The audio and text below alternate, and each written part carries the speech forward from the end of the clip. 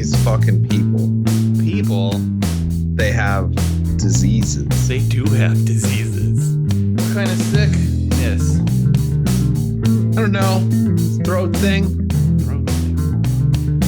It's a good thing. I don't have to talk or anything. Well, I'm sure.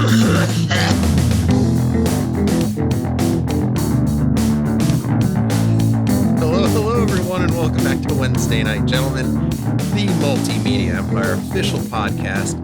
This is episode number 22. On this show, we're going to be talking about comic books, TV shows, video games, and everyone's favorite political discourse. My name is Tactic Angel. I'm your host. And with me is Midget Radio, my murderous socialist friend. Hello. How are you, Midget Radio? Doing well, Tactic Angel. How are you doing? Not so good. Not so good. I hope I don't sound incredibly sick. You sound all right to me, at least coming through Skype right now. But, yeah. I hope my personal recording picks up all sorts of gross little noises. I hope so, too. I'm looking for sniffles. A lot of mucus movement, I hope. I feel some of it. I do. That's gross. So, consequently, my drink of the day has been NyQuil. Okay. It does come in shot glasses. That's nice. Yeah, they usually call it a nurse's cap if it's medicine. That's the technical term. But if you're self-medicating, wouldn't all shot glasses then be nurse's caps? I would think so, yeah. Right? Yeah. I also have a delicious glass of Coke here, which I think usually makes me feel better for short periods of time. Okay. It also, counteracts the NyQuil during the day. Because I don't bitch out and do the DayQuil stuff. Right. Until tomorrow when I have to work. Yeah. I can't be drinking. Well, that makes sense. Coke and NyQuil. Sounds delicious. Well, I mean, they're not mixed together. The Coke's more of a chaser. Nice. I assume that you are back to one of your standards. I don't know, kind of. I'm working on the Tullamore Dew right now. I wish I could have some. It's pretty good. I could have some. Sweet. I don't know. I just don't think that. It's an Irish whiskey. It ought to be a little bit sweet. Yeah. Good stuff. So, for today, we will be talking about two different things, both of which are related to comic books. And I don't know if all of you know this, but Midget Radio is apparently way into comic books. Just a little bit into some comic books. I would say mostly X comic books. Yeah, I would say it largely focuses almost entirely on X-Men comics. Yeah. I want to tell you, I listened to almost the entire podcast that you did by yourself. Awesome. I think I made it 80 or 90%, and then it started, I don't know. I don't know what happened after that. Yeah. I started talking about all new Wolverine. I think that was the last thing I started talking about. Maybe. If you haven't seen it, go check it out. It's amazing. But today we're gonna be talking about the Defenders trailer, and also we've both seen Marvel's Guardians of the Galaxy Volume 2, which we will talk about first without spoilers, and then with plenty of spoilers, no doubt. Yes. So first of all, Defenders. The Defenders is an upcoming Marvel superhero TV show coming to Netflix on August 18th. The Defenders will feature all of the main characters from the Marvel solo shows on Netflix, which includes Jessica Jones, Luke Cage, Iron Fist, and the Man Without Fear, the Myth Without Peer, the Daredevil, who ought to be everyone's favorite. Yeah, pretty easily. Yeah. I mean, yeah. The team will be facing down Sigourney Weaver, who will be playing Alexandra. Oh, okay. First impressions, Midget Radio. I was surprised. I was actually it was more exciting to see them to, like, even though we've known Defenders has been coming for a long time. I mean, ever since the first Daredevil, to see them all together, like, it actually was kind of, I actually was a little excited to see it. It kind of brought me back a little bit to when the Avengers, when the first Avengers movie came out, and you get to see Cap interact with Iron Man. Seeing Daredevil and Jessica Jones in the same room together. I don't know why it was more exciting than I actually had expected it to be. Of course, then Iron Fist shows up, and he's just a fucking dead weight on it, and that was a little disappointing. But yeah, I don't know. I'm more excited about it than I actually thought I was going to be. Okay. I did not. Okay, I had sort of the opposite impression Really? Okay. in that when I saw Iron Fist, I expected to be like annoyed as shit. Yeah. And I really wasn't. Really? I really wasn't. And it might just be that when you see the characters and you see their personalities up there, one next to each other, you do start to feel the different personalities, even in the trailer, because Kristen Ritter always has like this skunk face on her. Sourpuss. Yeah. Yeah. And so like I feel like she will not get along with Danny Rand, like, at all. Well, yeah, I imagine that it would be hard to get along with Danny Rand, particularly in like the last 4 episodes of that show. Yeah. Where it just gets a little crazy. I mean,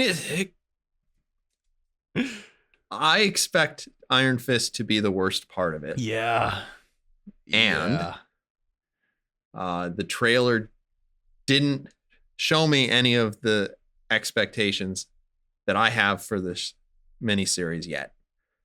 So I was reasonably pleased.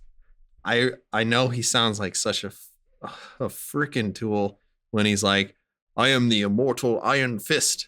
Yeah. Yeah. Yeah. He's the worst. But I mean, like, that's gonna be nice. We see Claire Temple. Yeah. Again. We see Elektra. Yeah. Who I'm Elektra Nachos. Nachos. I think Nachos. Not straight up nachos, but close. You know what Taco Bell should do? They should sell Elektra Nachos. Yeah, Elektra Nachos tacos. Oh, man. The taco's so good it would kill.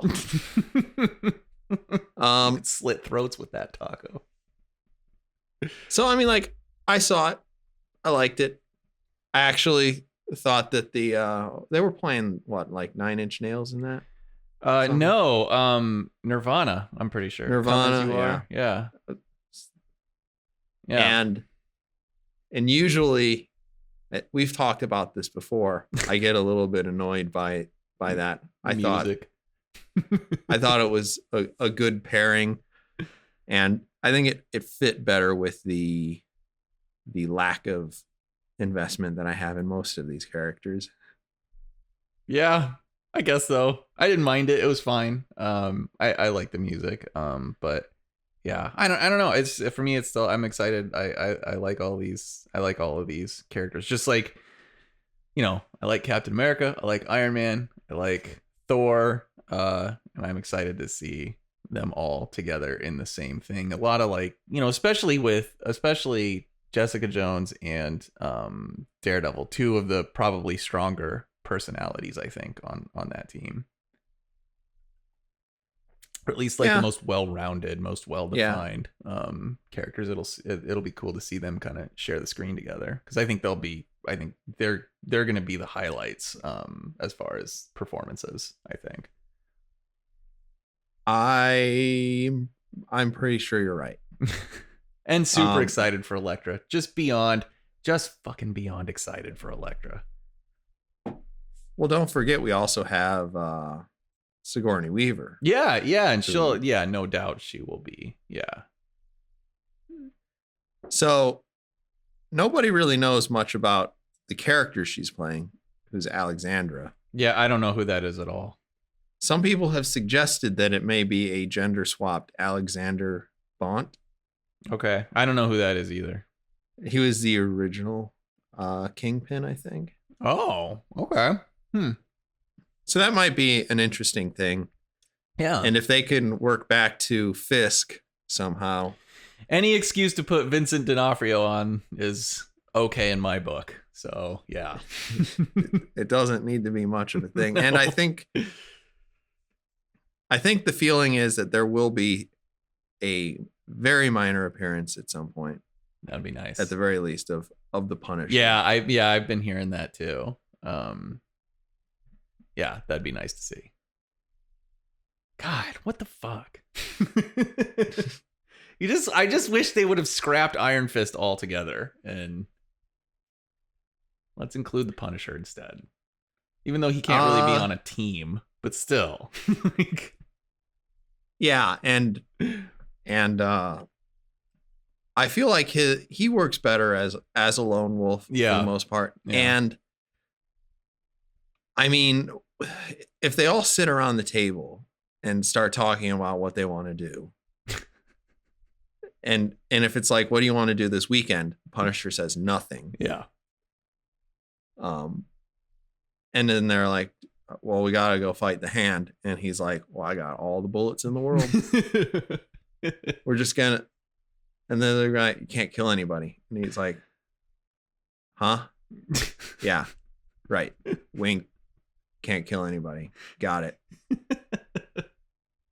That it wouldn't really work. No. Punisher.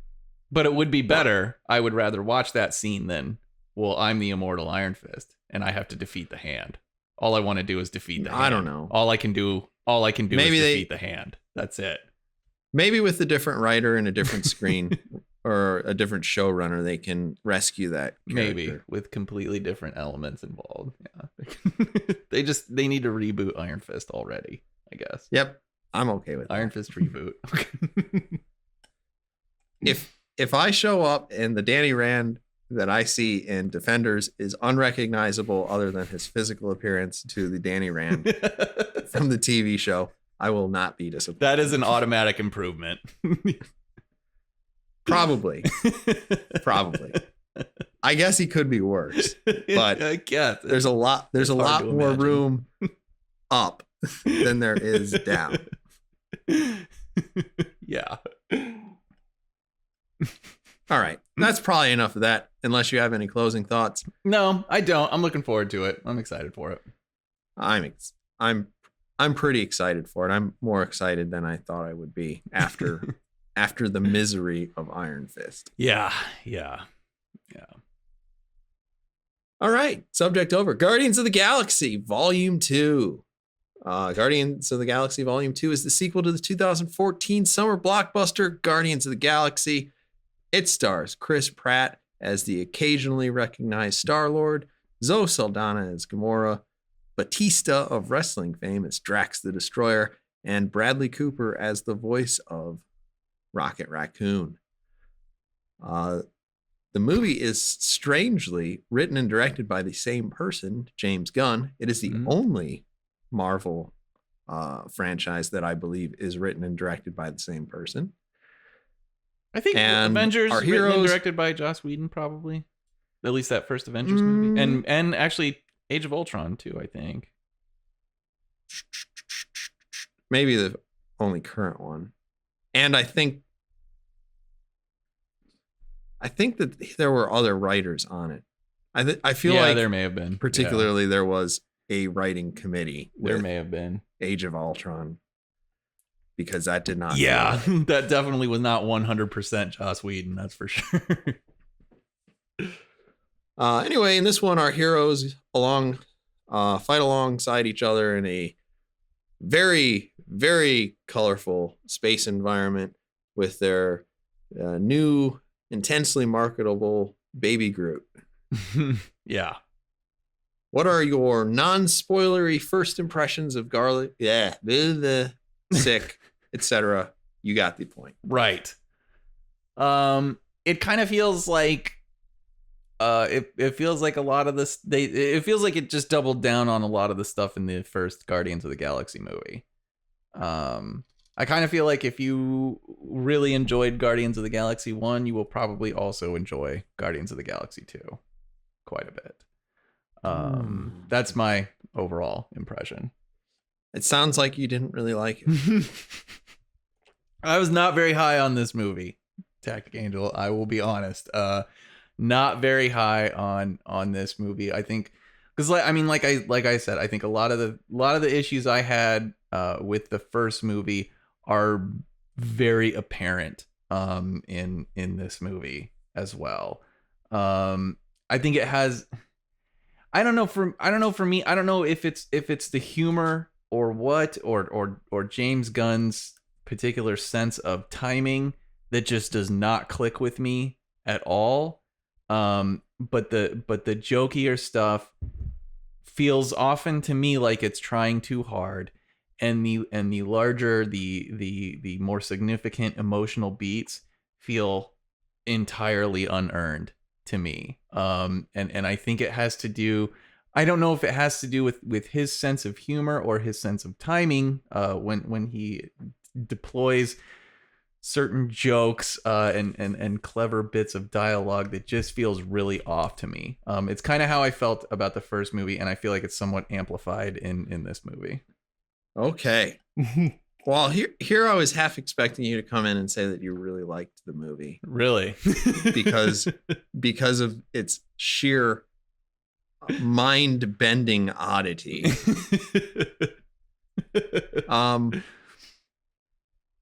This is gonna be a situation, I think, where you and I are together saying that The Dark Knight Rises is a piece of shit movie.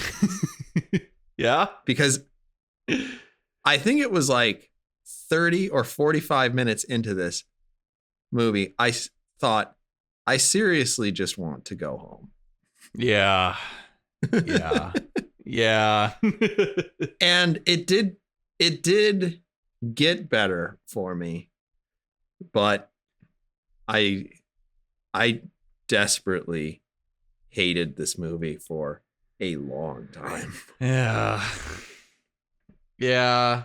Yeah. If I had walked out of this movie, it would have only been like the second movie in history that I was just like, nope, done.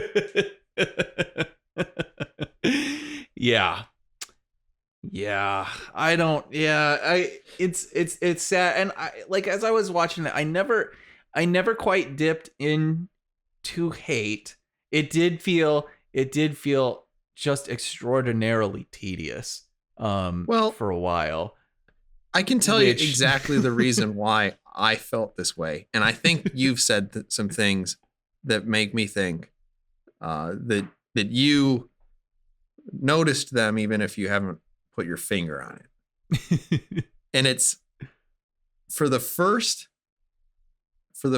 hour or half hour, at least, somewhere in that area between a half hour and an hour, every significant speech, every significant event is followed by 1,000, 1,000, and someone ruins ruins the emotional impact of the scene by making a joke. And it's like, that works if you do it 2 or 3 times. Yeah. But it felt a little bit too much like, and this might just be because I've been watching this recently because we talked about it 2 weeks ago. It felt like the movie was going, and in a very real way, it is kind of a B movie that has a big budget. Yeah. Because it's ridiculous. Yeah. And then some other character would actually be playing the part of like Crow T Robot or Tom Servo. Yeah. And come in and say something and just make fun of, just like, I don't Not every time. Yeah. Not every time. Yeah. Just tone it back. Yeah. It makes it. Yeah. I totally agree. I'm trying to be nice and I'm trying to be diplomatic because this movie and the first movie appear to have worked for people. And I don't really understand why. So I don't know if there are people out there that can appreciate this kind of constant ironic humor. But to me, it just makes it impossible to take any aspect of the movie seriously. And when it descends into these large emotional scenes, where people are making fucking speeches to one another, these heartfelt emotional speeches, and it's like, are we supposed to take these people seriously as characters? Because in 2 seconds, the all of the weight is going to be let go from this scene, and the movie's going to undercut everything that we just witnessed, and it's going to be impossible to take it seriously going forward. And you're right, it's every fucking one of these scenes practically, and it's grating after a while. It's not funny. I don't know how to feel about anything going on in the movie because it doesn't seem to take itself seriously, except when it decides to, except then it just undercuts itself, and it's too much of a back and forth. And the first movie had this exact same problem, and I think when we discussed it originally, the way that we were talking about it is that it seemed to have these weird, bizarre shifts in tone. And that's just all over the place in this movie as well. And I'm not on board. Well, okay. So in this one, they definitely establish a fun and lighthearted tone in the beginning. Yeah, absolutely. So actually, when people start getting into arguments and getting emotional about things they care about, that's the part that doesn't feel right. Yeah.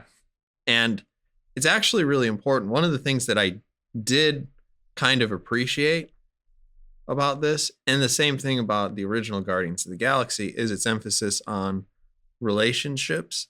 Yeah. And actually surprisingly touchy-feely concepts. Yeah. Togetherness and all that good stuff. Yeah. Which I wouldn't expect you to think that I would be keen on. But like, I like seeing that in this context. I think it works with the characters. And I think it's good for people to see that sort of thing too. Not everybody has to be, Sylvester Stallone deadpan. Yeah. I don't know. We should probably rate this, yeah, so that we could move into spoilers, because like there are things I can complain about, but mostly it's just not taking itself seriously enough for me to take it seriously. Yeah. And I don't care all that much about the visuals, though I do think that the Sovereigns looked really cool. Yeah, I do too. Yeah, I thought the Sovereigns looked great. Yeah, I guess we could touch on that a little bit. They looked great. Before we get into spoilers, I actually really enjoyed Mantis. I think they translated that character from the page to the screen like they do almost every damn time. It looks fantastic. They did a great job with that character. I like that her antenna kind of lit up when she was in empathic mode. They did a great job bringing her to life. Yeah. I'm not actually familiar with that character at all. So yeah. Does she appear in any comic book that you're aware of that isn't Guardians of the Galaxy? No. I've only ever seen her in Guardians of the Galaxy or some sort of, cosmic. I don't know if it was specifically Guardians or not. But definitely it had to be space Guardians of the Galaxy, yeah, and space stuff. But yeah. I never really got into the space stuff, which is strange because Iron Man has several suits of armor that fly into space. Well, Marvel space is ridiculous. That doesn't happen that often. Yeah. Well, I mean, it's comic book space. It's comic book space, yeah. All right, so 1 to 5, where are you, Midget Radio? Not that it matters. Everybody's gonna like this, and we're just gonna be the two curmudgeonly people who agree with each other. I know. I was so amped up to fight with you.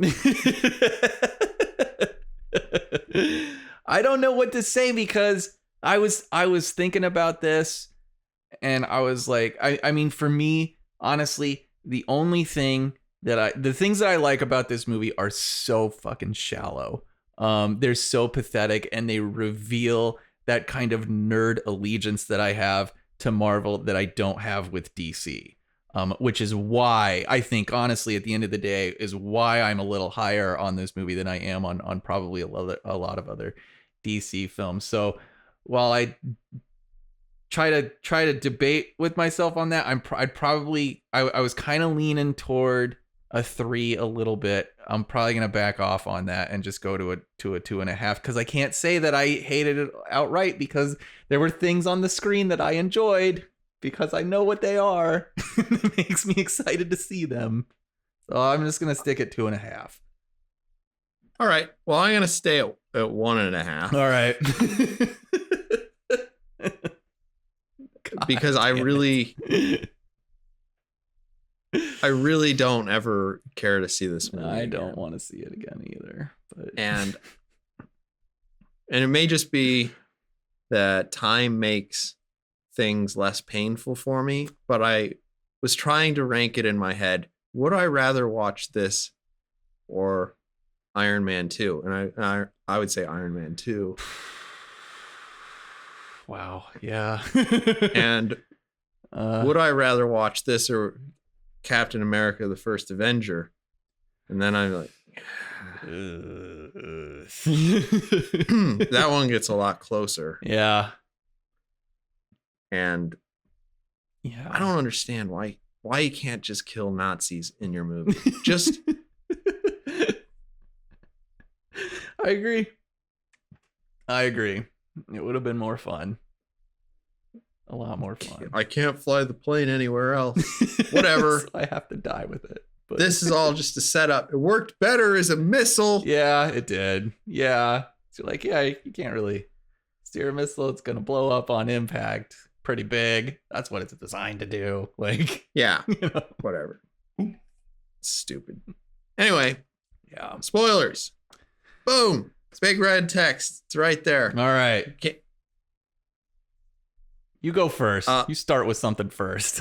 All right. So I'm going to attempt to read your mind. Okay. And I'm going to say that the things that made you happy about this movie are seeing Stan Lee talk to the Watchers. Yep. I was actually really surprised that they were even in this movie because I figured, like, wouldn't they be a Fantastic Four property? Wouldn't that be a Fox property? But I guess not. I don't know. I don't understand how it works, but I was surprised to see them in a Marvel movie. Well, one, to see them in a movie, and let alone it be a Marvel movie. So yeah, that was exciting. The Watchers. You weren't offended by how short they were? No, I mean, I still feel like they were pretty. You know, I still feel like they were pretty sizable enough. I don't know why look like they were like on 10 or 12 feet tall. There are tons of Watchers. There are tons of Watchers, but like, why are they all on the moon talking to Stan Lee? Like, you'd figure he'd just be talking to Uatu, you know, the guy who watches Earth. Like, that's the one. I don't know why there's more there. You know, the movie should have explained that, but well, okay. Not that it matters at all, but well, arguably, isn't there a character in Marvel called the One Above All or something like that? I don't know. The cosmic stuff gets really, really bizarre. I think there is. There might be. I think Stan Lee made him, and I think Stan Lee made Stan Lee. Yeah, the One Above All. That's very possible. It's a very complicated mythology. It doesn't matter. Yeah. I prefer to think that this is just a weird, funny nod to the fact that they're aware that this theory exists. Yeah. That was enjoyable. Yeah, I liked that. And scene. The Watchers looked great. They did. They looked fantastic. Yeah, they looked absolutely fantastic. It was exciting to see them. In fact, this movie has like fucking 5 post-credit scenes. And I think after the second one, I looked at my phone just to be like, Jesus Christ, are there any more? Can I leave now? And then I saw on the internet that there was one involving the Watchers, and I was like, well, fuck, I'm gonna have to stay for this. So yeah. The credit sequence was fine. Yeah. a lot of people are like, oh, did you see the credits? And you're like, you realize that you're talking about how you enjoyed the way they presented names Yeah. on a screen. Yeah. Exciting. I mean, like, it's nice that they put in the effort, but yeah. 5 inter and post credit scenes. Yeah, that's a lot. That's a lot. I don't know. So yeah, it was exciting to see the Watchers. Like I said before, I liked Mantis. I liked what they did with Mantis. I think they did a good job bringing her to life. So that was exciting. And I liked that. I don't know that it is actually true, but I do like that Ego was a Celestial. That was kind of interesting. And I would love it if these movies would actually legitimately explore some of the sort of creation mythology in the Marvel universe, because the Celestial stuff is kind of fun and is kind of interesting. So it would be cool to see them explore those beings a little bit more. But the fact that there was a reference to them is exciting enough for me to raise it by a half a star over similarly bad movies. But yeah, I imagine that you liked Kurt Russell in general. So Kurt Russell is awesome. I can't believe that they put Sylvester Stallone and Kurt Russell. I don't understand how you put Tango and Cash in a movie and never have them share a scene together. That was a little sad. And one of my criticisms for this movie is definitely not enough Sylvester Stallone. But, you know, at least he was in a post-credit scene. Maybe they can shift the Guardians of the Galaxy to Sylvester Stallone's crew, because I think at this point I'd rather see them than this crew anymore. Man, nobody's gonna agree with you there. I know. I don't care. I'm not even sure I agree with you. Whatever. Ravagers, whatever. Yeah. Who gives a shit? But Sly They're Stallone, all badass.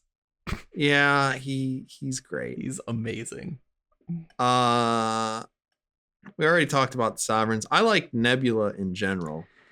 Yeah. So for the first half of this, she might as well just be a cardboard cutout of murderous rage. Exactly. Yeah.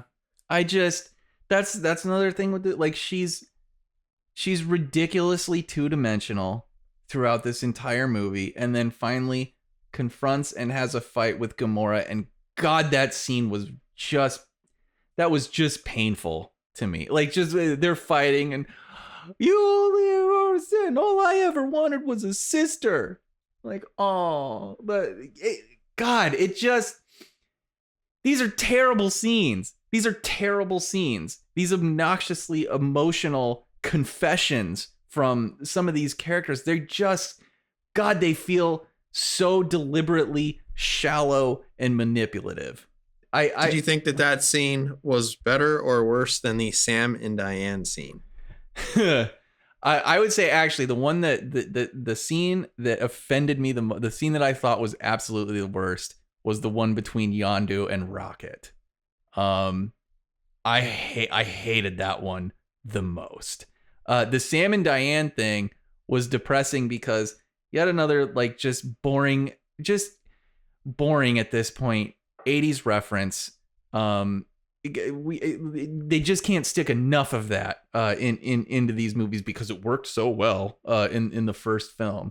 And the fact that there's just little to no chemistry between Star-Lord and Gamora, that's not a relationship I give a shit about. Well, I found that scene not enjoyable to watch because it felt like emotions equals yelling. Yeah, that's what all of these scenes are. Yeah, that's what every single one of them is. A sort of an almost monologue at the highest volume you can make it. That's everybody's emotional confession.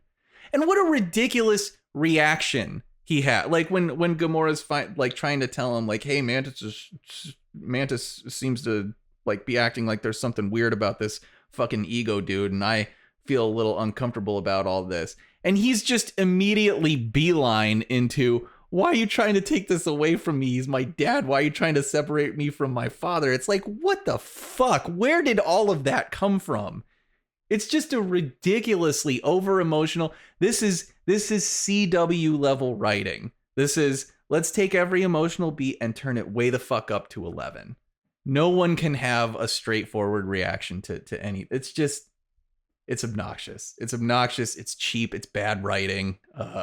I don't really understand what's making it work with these movies. I don't understand why they seem to be, the Guardians of the Galaxy movies in particular, why they seem to be getting such positive reviews, because so much of this stuff feels really ham-fisted to me. Yeah. Well, there was a point, particularly when they're like spending so much time on Ego's planet, that I was like, this feels like Flash Gordon meets a bad Star Trek, the original series episode. Yeah. Yeah. Ego's a planet. He's immortal. But if you put a bomb next to his brain, you can kill him. A bomb next to it. Yeah. I was a little disappointed in that choice. It's like, really, the center of him, it looks like a human brain. I mean, really? Why? That seems like a very specific biological image. It's just not very imaginative. Like, wow, it looks exactly like a brain. All right, I guess it's just a big brain. It's a super big, I don't know. brain. But that doesn't bother me because, first of all, the amount of comic book stupid in this movie, I know, is pretty high. Yeah. And think about how they would have made a brain look in a comic book. Yeah. It just feels really unimaginative. Unless I don't remember it right, the alien at the end of The Watchmen looks like a giant tentacle brain. Right? It was like a squid. I don't know. I don't remember. In the comic, yeah. He was like a space squid. Whatever. Stupid bullshit. So like that it looked like a brain didn't offend me. I don't understand how your genetics can be negated by the death of your father. That doesn't make any sense. Yeah. That doesn't make any sense to me unless I don't know. A lot of the logic in this movie didn't really track very well, I don't think. Cuz they jump, they get to the one jump gate that jumps them basically right onto that planet where they crash land. You jump, which is weird. Your jump technology seems to jump you right into the fucking atmosphere of a planet, and they crash land.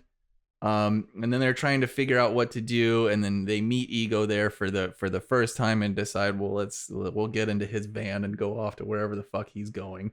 And they're like, but there's a line in there that's like, well, what if the Sovereigns come and find us? Well, there's no way for them to find us. It's like, well, they just chased you to the gate that jumped you right onto this planet. Like, of course they can go right there. Like, it's like that kind of shit where it just didn't make a lot of sense. There's a lot of stupid plot hole stuff in this movie that wasn't very well thought out. Like the fact that the Sovereigns all show up inside of Ego's planet. Like they all show up at the end of the movie fucking right there where the ship is.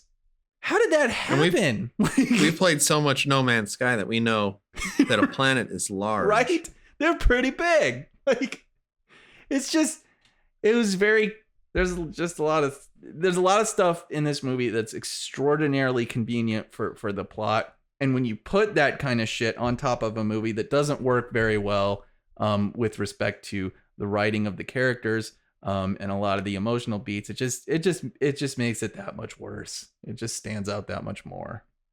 Well, I felt like they took a lot of the characters from the first movie, and I felt like most of them felt more like characters in the first one, and in this one they felt like caricatures. Yeah. And I think Drax. I love Drax. I love Batista as Drax. Yeah. But like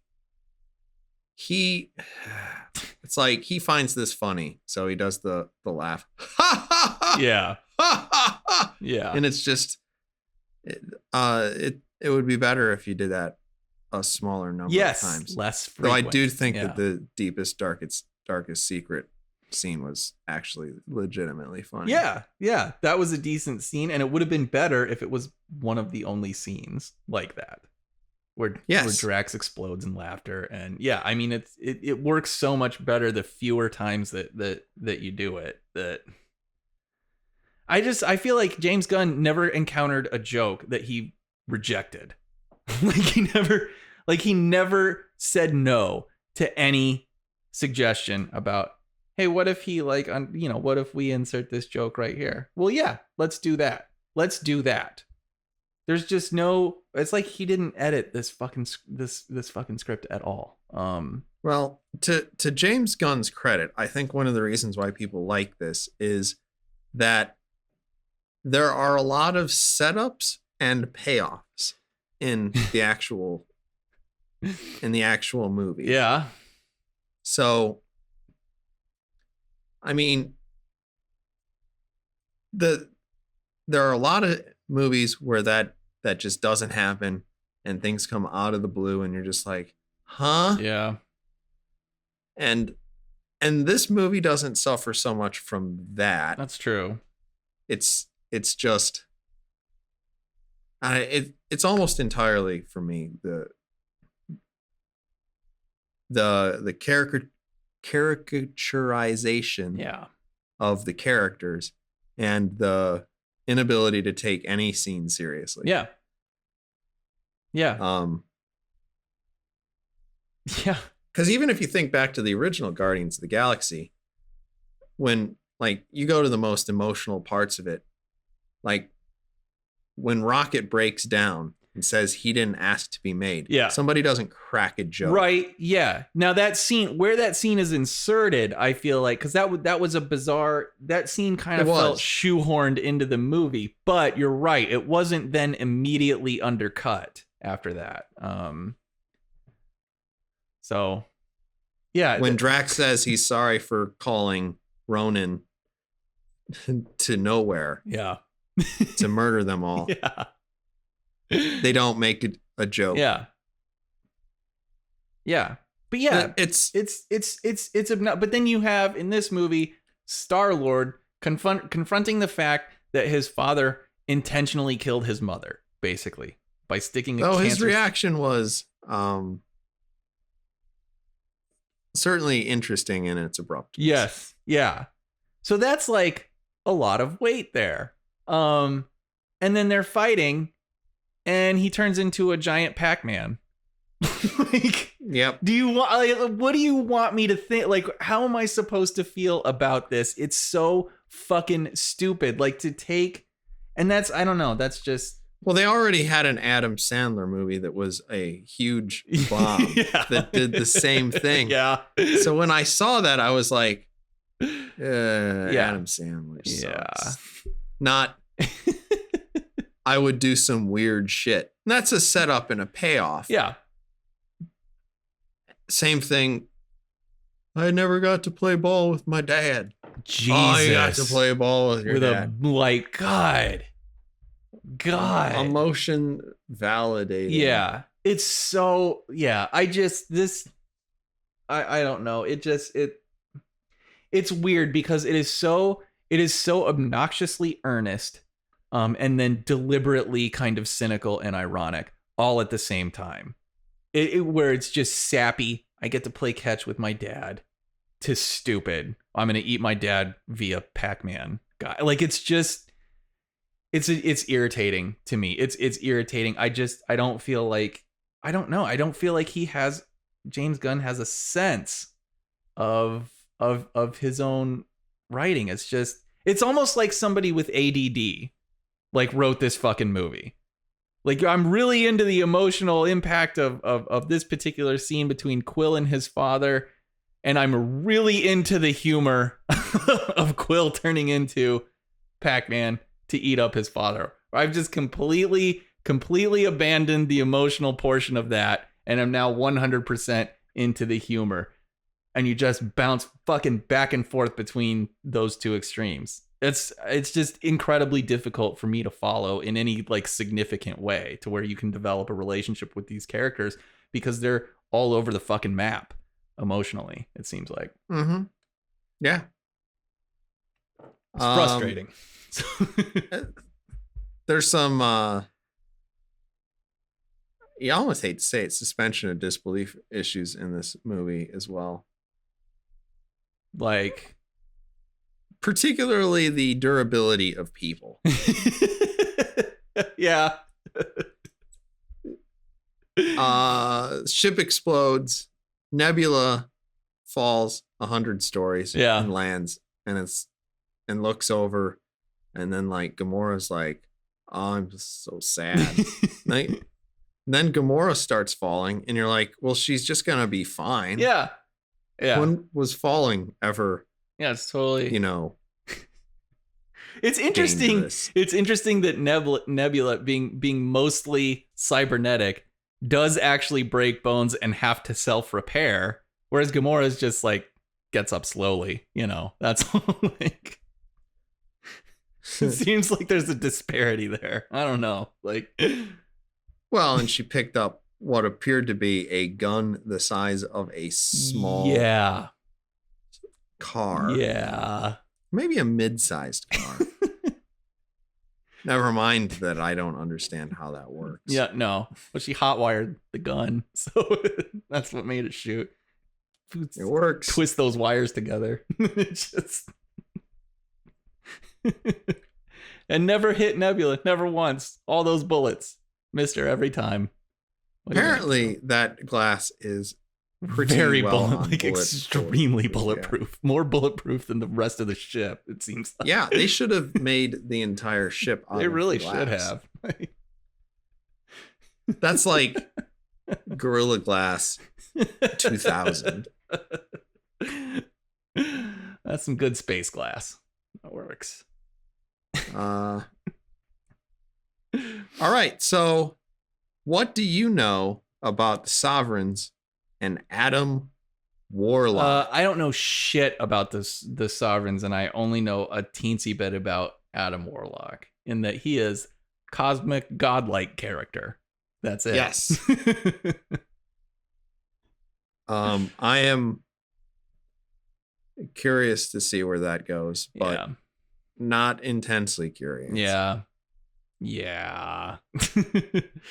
Yeah, I don't know. I would be a lot more interested in it, honestly, if it was in somebody else's hands. I don't trust James Gunn to really explore any of this stuff in any interesting way. So I'm not that excited to see where he goes from here with it. I think we're just gonna have Volume 3 mixtape and the same kind of fucking humor. Now with Adam Warlock involved. Well, I think since you and I are pretty much the only people who feel this way, yeah, I think there's a pretty good pretty good chance that you're right. Yeah. It's a little upsetting because I feel like James Gunn is I don't know, maybe starting to wield a little bit more influence with respect to the MCU. And its directions moving forward, especially like after Infinity War, where I'm not sure where the Avengers are going to end up after that movie's done. But man, I don't want to see this kind of fall under his guidance. I don't want to see. He doesn't need to exert any more control over the Marvel universe. Just keep Guardians of the Galaxy, I guess, if you've got to give him something, but please don't make any decisions for any of these other characters. Well, I think the Russo brothers have creative control over at least the next Avengers movie. That's what, they do. Yes. I know. So I'm hoping they retain that go after Infinity War.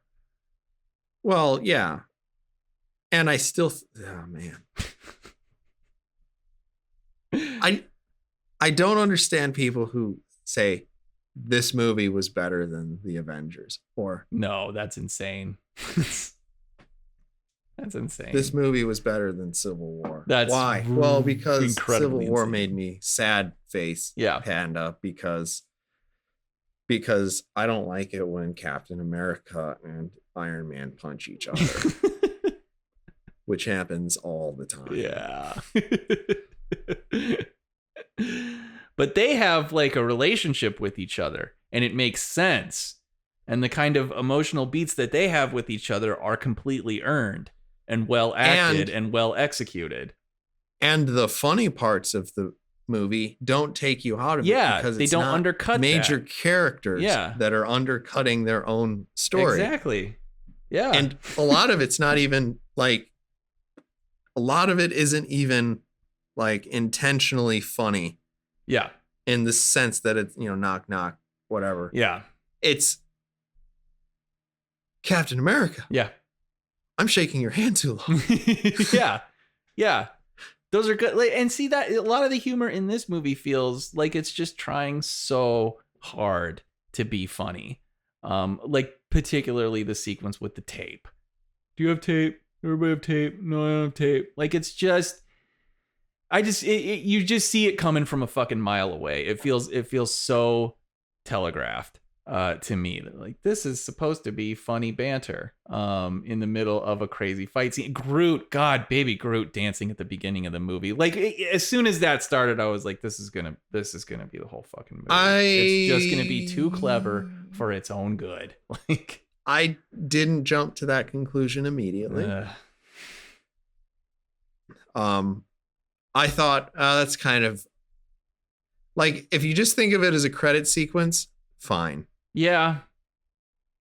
And that's where I was like, that's cute as a credit sequence. Outside of that, not great. Yeah. It just, it's shallow. Cause I mean, that's the credit sequence for Guardians of the Galaxy. Star-Lord dancing through that planet, which worked fine for that. That was fine for the first movie, but now it's the sequel, so we have to do it again, and we have to double down on it. Like it's a sequel in every shallow sense of the word. Yeah, I was really disappointed in. Your father is evil, and it's not like this slow creeping reveal. No, it's just like it's right away. Look at all this power, Peter. And he's like, power's great, Power's cool, Dad. yeah. It's like, yeah, that's why I killed your mom.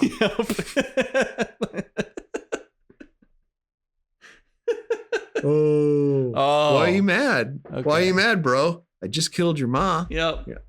Come on.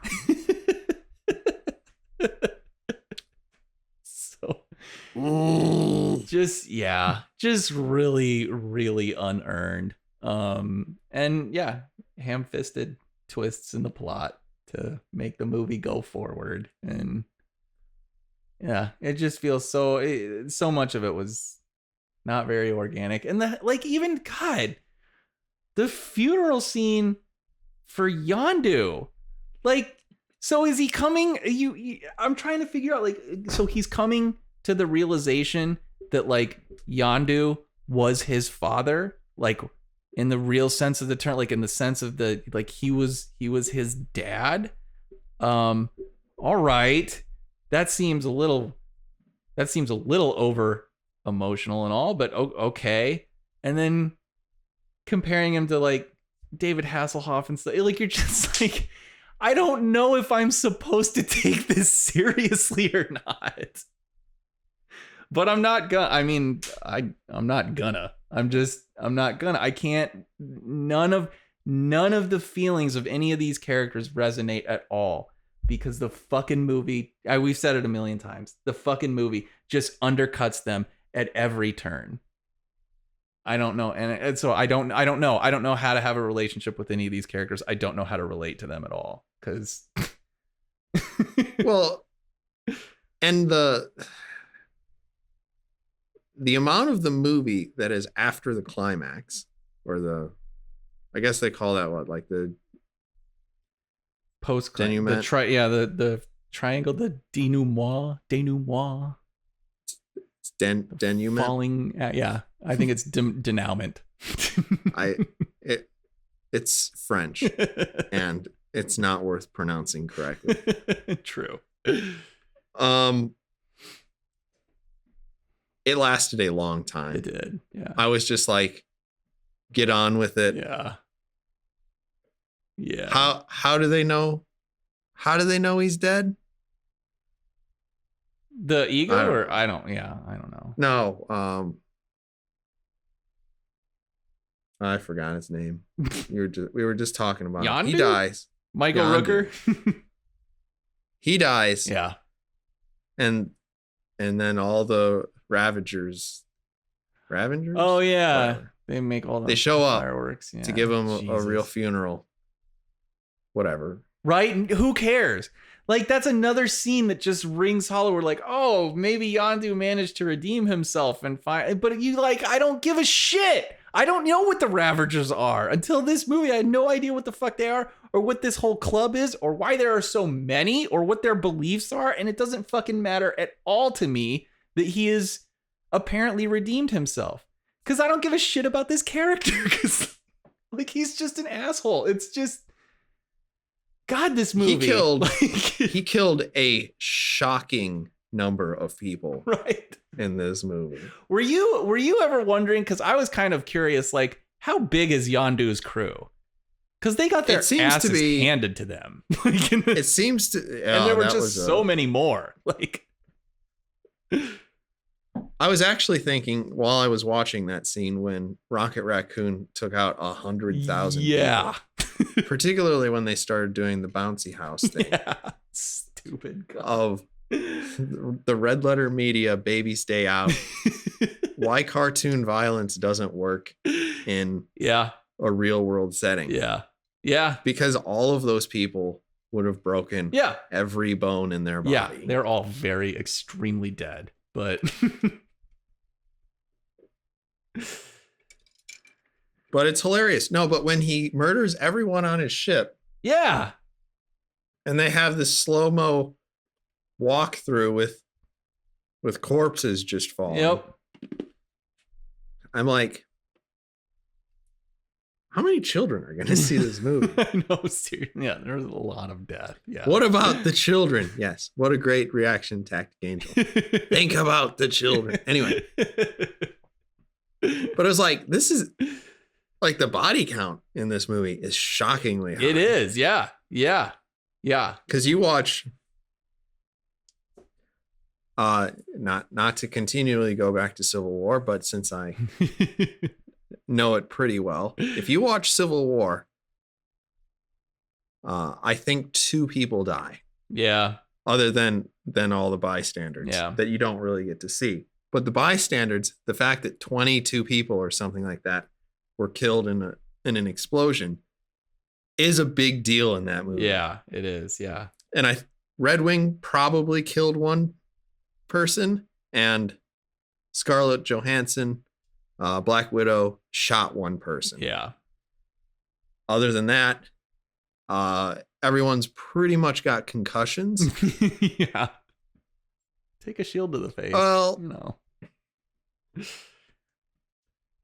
I mean, arguably, Crossbones killed a couple of his own men, but like the That's goodies, true. Yeah, the goodies in that movie weren't killing people. Yeah.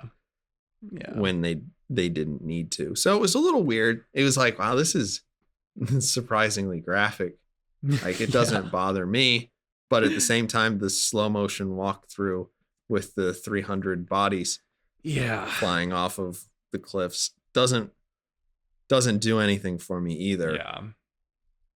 Like, the scene isn't set up classy enough for me definitely to be like, woo! Definitely not. And it's the second Tactic Angel cares. And it's the second like slow motion hero shot that we've had in this fucking movie. Badass is walking down the fucking, it's, I don't know. And they had the spin one later, and then they ruined that one with the comedy. Yeah. Watch out, man. It's like Drax is literal. He's not an idiot. Yeah, yeah. He's literal. Yeah. But But he's not. Don't need to not. yell at an unconscious person. He's not. He is comic relief, and that's it. And he will do whatever needs to be done to make the joke because the movie funny. And yeah, I don't know. That's disappointing. This is a disappointing film. What are you gonna do? Yeah. Yeah.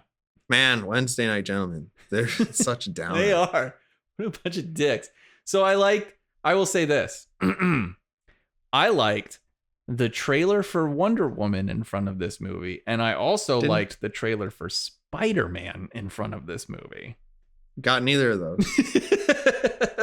So now only one half of the Wednesday Night Gentlemen is a downer. I have found two positive things. I think I got a preview for King Arthur. Oh, okay. Which I do want to see. I want to see that as well. Yeah. I don't remember any of the other ones. My credit or my preview experience was interrupted as I sent that picture. Oh, yeah. There was something very wrong with the projector. Okay. That's what that picture was meant to denote. Okay. Now I understand. So it was just, it had like this pixelated blue streak through the center of the thing. And it would constantly shift, which was... Well, that's great. Strange. I don't think it would have been very good for you if you had epilepsy or something like that. Probably not. But I don't think that you would be going to see Guardians of the Galaxy if you had epilepsy either. Probably not. It seems like I want my last act on Earth to be seeing this movie. Yeah, that would be ill-advised. There are better ones to go out on.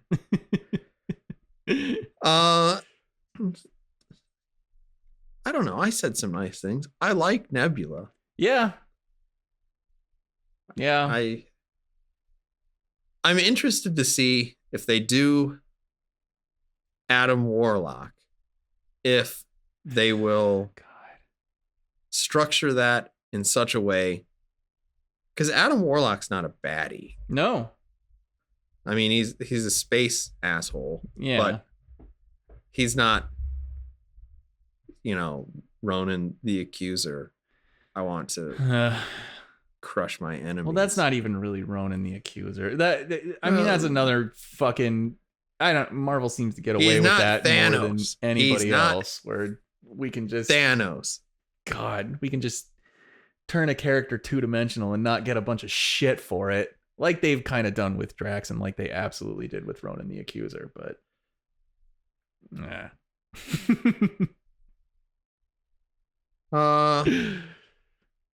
I like the redemption stuff. I like the redemption and the relationships. I think that's where Guardians of the Galaxy has its niche, but I just didn't care enough about any of the characters, really. It's just trying too hard. Like that's what it feels like to me. James Gunn, he's just like, it's just trying too fucking hard to be emotional and resonant and really jokey and clever all at the same time, with no sense of how to balance those two things. Do you think that a lot of people like this just because the expectation is that they'll like it? Because I wonder what part of this is bandwagoning. Yeah, I don't know. I'm always a little curious about that, because I still feel like because Marvel has made such great movies, they get such a pass for a lot of the weaker stuff that they put out.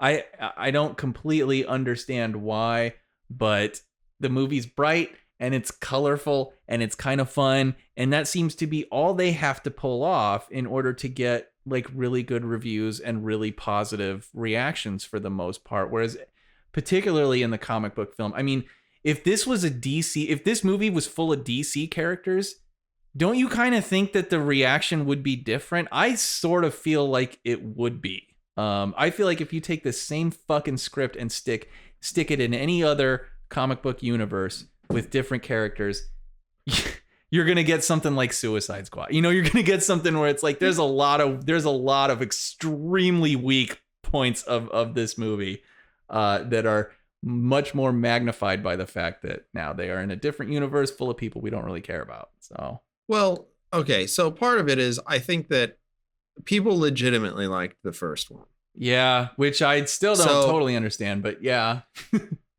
I get it. That movie had one of the biggest setups and sort of emotional fulfillments that I've seen in I a guess film. so. Yeah. Well, I mean, you start off with like quite literally the most soul-crushing scene I've probably ever, like Thomas and Martha Wayne. I mean, shut up, Bruce. Yeah.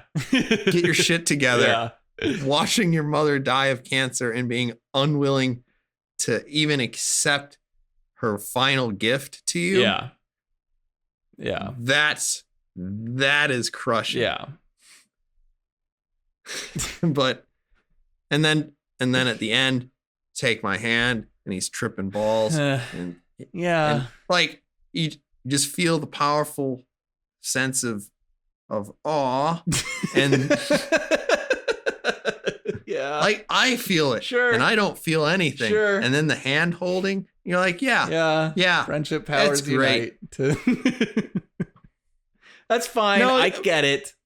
But it's not let our powers I know combine, it's not that, but because Jesus. they're banding together to share a bird. Right. And even little things in that scene I like, because Drax the Destroyer is a huge guy and he touches Peter and his first he yells, but then like when you look at him the next scene, he is like doubled over in pain. Yeah. And you're just like, that's a nice thing to see. Yeah. Like, it's good. Yeah. I like that. I did not like where they took Drax in this one. And that's why I killed your mother. I had to put a tumor in her brain. Awesome. I do think like my point there in trying to do a one-to-one analogy, which is the only thing that you recognize. That's the only thing that's acceptable. Yeah. Is that it isn't a one-to-one. But absent, like if Guardians of the Galaxy 1 didn't exist and they just threw this at us. Yeah. No way. Yeah. There's no way. I don't know. Maybe. But yeah, I don't know. I get it with children, but yeah, grown ass people shouldn't go into this movie like particularly blind and come out thinking, what a masterful work of action, adventure, and comedy. Yeah. It's hard to believe. I don't know though. I don't know. I mean, more power to Marvel. You know, I mean, like I said too, it's hard for me to give this movie the rating that it probably deserves. And it's solely because of the Watchers are cool, and I like the Watchers, but but I don't award points by well, there was this reference in White Hot Room over there. White Hot Room, that's huge. That might be a whole point.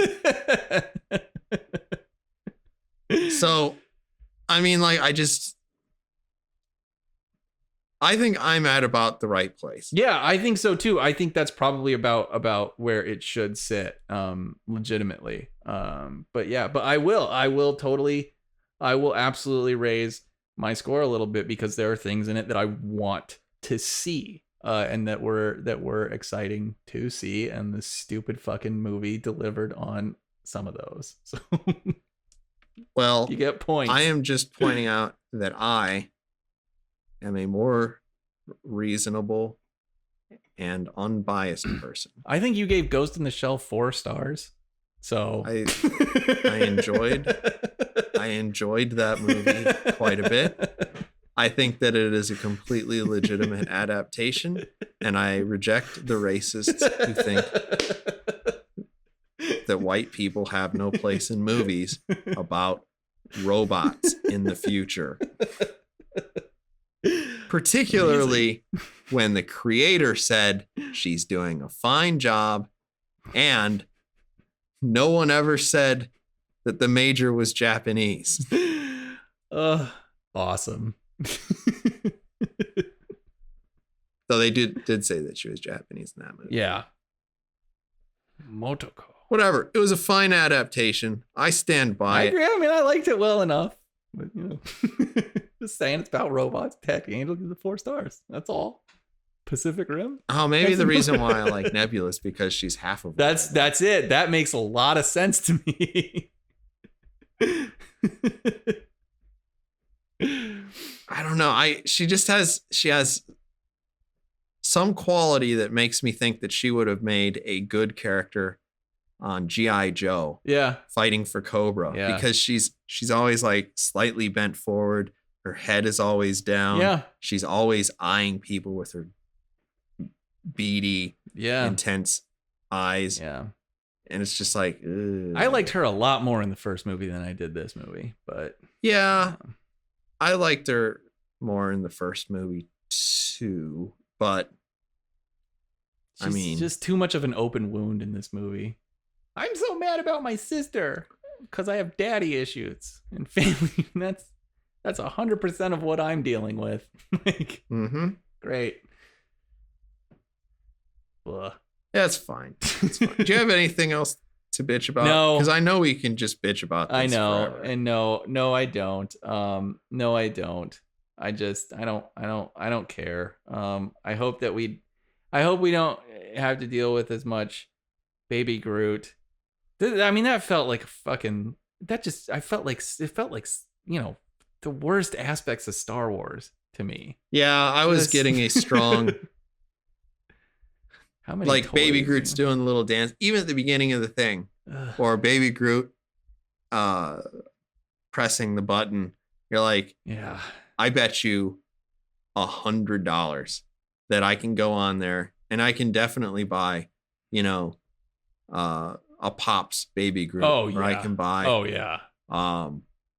Several little statues, probably several action figures. I would put a bet on it that I can even get like a little statuette of Baby Groot with the fucking detonator, and he's probably pointing at the wrong button. Yeah.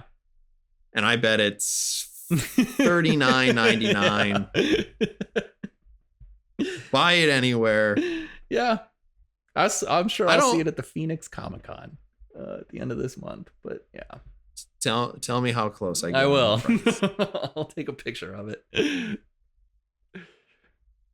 Yeah. Anyway, we'll call that a podcast. This has been episode number 22 of the Wednesday Night Gentlemen Multimedia Empire official podcast. Thank you everyone for watching. Nobody made it to this point. No, everybody was like, they don't like Guardians of the Galaxy. People, assholes. These two people cannot be pleased with anything. They hate everything. Why do they always agree? Why do we always agree? I don't know. We never agree. The next X-Men movie will probably, though we did line up weirdly with Logan. Well, we lined up pretty well with X-Men First Class. Yeah. It was fun. It was good. Yeah. Until one scene. And then it was this is insane. You can only hope that the credits get here sooner than later because it is falling apart. Yeah. God damn it. It's good taste. I think it's good taste. It might be that. We are going to go see, and I think the Wednesday Night Gentlemen should commit right now because I feel like you're the fucking weak link on this, to go see the Spider-Man movie in July.